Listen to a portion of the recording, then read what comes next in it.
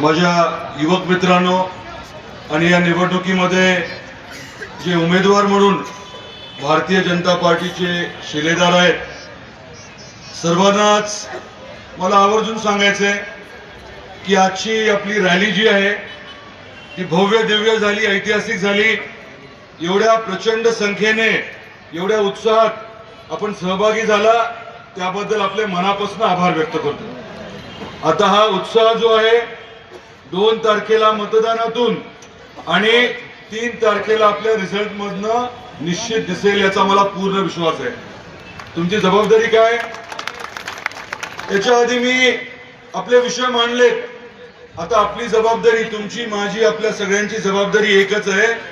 आपल्याला मोदी साहेबांनी, आदरणीय पंतप्रधान नरेंद्र मोदी साहेबांनी आणि आपले अतिशय वेगळे असे राजकारणी असलेले अमित भाई शाह, केंद्रीय गृहमंत्री, यांनी जे आपल्याला सांगितलंय, काय सांगितलंय?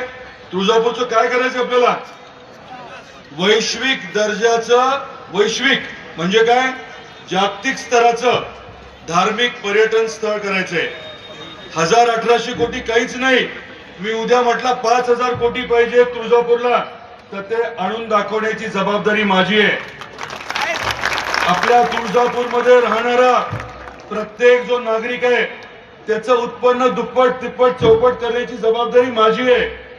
रेल्वे आणतोय आपण आपल्या भागामध्ये हॉटेल मोठे आणतोय, उद्योग व्यवसाय प्रचंड वाढवणार आहोत, रोजगाराची संधी प्रचंड आपल्या तुळजापूरमध्ये आपण वाढवणार आहोत. आईचे सेवक आहोत आपण. मी नेहमी सांगतो की आईने, आई तुळजाभवानीने मला इथे बोलवून घेतलंय आपली सेवा करण्यासाठी.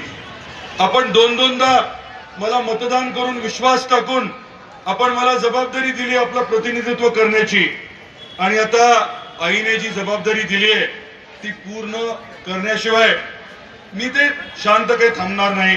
अतिशय ताकदीने नियोजनबद्ध आपण काम करतोय. एकीकडे विकास करताना लोकांना आपण विश्वासात घेतोय. आपण आराखडा जो आहे तो जनतेसमोर मांडला. लोकांनी सांगितलं, आपल्या नागरिकांनी, की जे भाविक येतात त्यांना महाद्वारातूनच यायला सोय करा. आणि मग उपस्थित असलेल्या सर्व नागरिकांना माझे मनापासून आभार मानते की तुम्ही माझ्या पप्पांवरती जो विश्वास दाखवून आज इथे जमा झाले असे आहात, त्याच्याबद्दल मी खूप आभार मानते. मी एवढं सांगू इच्छिते की माझे पप्पा सगळ्यात बेस्ट पप्पा जरी असले ना, त्याच्या आधी त्यांनी खूप चांगले व्यक्तिपण आहे. त्यांनी आजपर्यंत सगळ्या नागरिकांसाठी खूप मनापासून, खूप प्रामाणिकपणे काम केलेलं आहे. तर येणाऱ्या 2 तारखेला माझी सर्वांना एवढीच विनंती आहे की तुम्ही सगळ्यांनी आपले सगळे उमेदवार निवडून आणावे आणि कमळासमोर 2 तारखेला बटन दाबून सगळ्यांना निवडून द्यावे. थँक्यू. विनोद पिटू गंगे यांची मुलगी आहे आणि खरंच मला खूप अभिमान वाटतो, कारण मी अशा व्यक्तीची मुलगी आहे ज्यांनी कायम त्यांच्या कामाला धर्म मानला आहे. करोनाच्या काळात जेव्हा आपण घराबाहेर पडायलाही घाबरत होतो, तेव्हा माझे पप्पा स्वतः प्रत्येकाच्या घरी अन्न, किराणा किट, भाजीपाला, औषध, सॅनिटायझर, मास्क, मोफत गॅस सिलेंडर, डस्टबिन हे सगळं पोहोचवत होते. हे सगळं पोहोचवत होते. दुष्काळाच्या काळात पप्पांनी स्वतःच्या खर्चातून बोरवेल पाडून टँकरची ही सुविधा त्यांनी तिथे दिली. त्याच्यानंतर माझी दिवाळी जशी आनंदात जाते तशी सर्व महिलांची, माझ्या प्रत्येक बहिणीची दिवाळी ही आनंदात जावो म्हणून दरवर्षी 5000 पेक्षा जास्त कुटुंबांना त्यांनी दिवाळी भेट देतात. 2008 पासून रमजान महिन्यात मुस्लिम बांधवांना किराणा किट, फ्रूट्सचं वाटप आणि त्याचसोबत इफ्तार पार्टीचंही ते नियोजन करतात. असे अनेक कामं गेले 15 वर्ष पप्पा निस्वार्थ भावनाने आणि तुळजापूरच्या विकासासाठी प्रामाणिकपणे करत आहेत आणि इथून पुढे ही माननीय आमदार राणादादा यांच्या नेतृत्वाखाली नक्कीच करतील. तुळजापूरमध्ये होणारा विकास, सेवा आणि प्रामाणिक काम हे लक्षात घेऊन सर्वांनी योग्य निर्णय घ्यावा. येणाऱ्या 2 तारखेला माझी सगळ्यांना एकच विनंती आहे की आपलं चिन्ह हे कमळ आहे आणि सर्वांनी कमळ चिन्हाच्या समोर बटन दाबून नगराध्यक्ष विनोद पिटू गंगे आणि बाकी सगळे नगरसेवकांना बहुमतांनी निवडून आशीर्वाद द्यावा. धन्यवाद. कमळाचं चिन्ह किती मतानं निवडून येणार आहे? किती मतानं? तुमचा आशीर्वाद भाऊ म्हणून आमच्या सोबत आहे का नाही? एखादा भाऊ चुकला म्हणून त्याला माफी आहे का नाही? मग माझ्याबद्दल विनाकारण ज्या पद्धतीचा प्रचार चालू आहे त्याच्याबद्दल तुम्ही माझ्यासोबत असाल, माझ्यासोबत तुमचा आशीर्वाद असेल तर मतदानाच्या रूपात मला 100% तुम्ही आशीर्वाद द्याल याला मला खात्री आहे. देणार का नाही? इथं व्यासपीठावरील सर्व मान्यवर आमचे मित्र वडीलधारी, कारण मी जर नावं घेत बसलो तर मला बोलण्याची दिशा माझी बदलते म्हणून मी सगळ्याचं नावं घेत नाही. सर्व व्यासपीठावर असलेल्या मंडळींचे, आमचे सर्व उमेदवार, मान्य आमचे नेते रामजगजितसिंह पाटील साहेब, सर्वांच्या आशीर्वादानं मला आज तुळजापूर नगराध्यक्ष पदाची उमेदवारी मिळाली आहे. मी तुम्हाला एवढं सांगू इच्छितो, मी उमेदवारी जी आपल्या सगळ्यांच्या आशीर्वादानं मला मिळाली आहे, मी 100% तुळजापूरचा पहिला विकास केलेला आहे, नंतर मी विकास करणारच आहे. मी काय आश्वासन देऊन काम करत नाही, डायरेक्ट ऍक्शन असते का नसते माझी.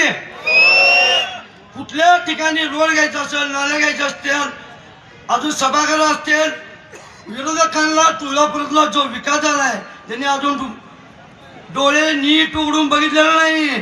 फक्त त्यांना डोळे उघडे नीट करून एकच दिसतंय, रात्री झोपेत देखती फक्त पिटू गंगणे दिसतंय का नाही?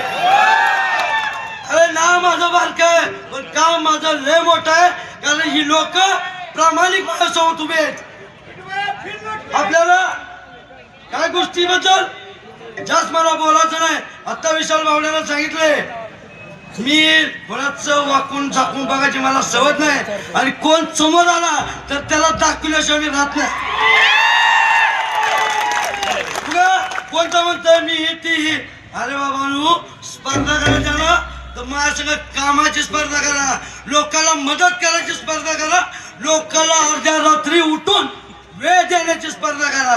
उगा येडं उठलं, चोथ्यात आलं, येते चांगल्यासारखं. ह्याला कुठला मतंगनगर माहित नाही, भीमनगर माहित नाही, हडको माहित नाही, टांगडा माहित नाही. 5 वर्ष इलेक्शन येतात का? ह्याच्या आधी येतात. ह्या अशा पद्धतीचं त्यांचं काम चालू आहे. आणि उगा म्हणजे शिकलेला माणूस काय करू शकतो, शिकलेला न शिकलेला काय करू शकत नाही का? ही जी काय केलंय हे तुम्ही समोर येतो बा, मी काय केलं का नाही? शिकल्यानं काय केलं तुला मला त्याला सांगावं. शिकलेल्या उमेदवारांनी 3 टर्म 4 टर्म केल्यात. तुळजापुरातल्या कुठल्या भागासाठी काय विकास केला?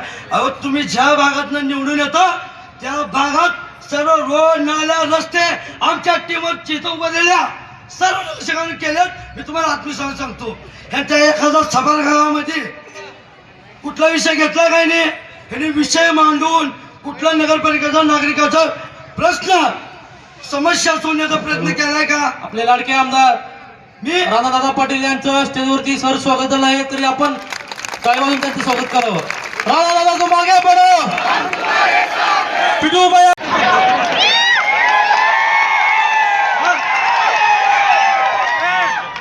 अरे बाबा मी खाऊन घेतलं, मी बघितलंय म्हणून माझे हाल बेकार झालते, म्हणून मला मान्य राहणार त्यांनी परत नीट करून इथं तुमच्या समोर उभा केलंय.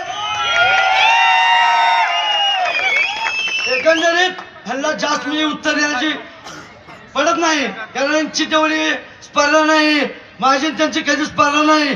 पण येणाऱ्या काळात तुम्हाला पिटू गंगणे काय असतं उस्मानला येऊन दाखवतो. एवढंच सांगतो, इथंच सांगतो. जय हिंद, जय महाराष्ट्र.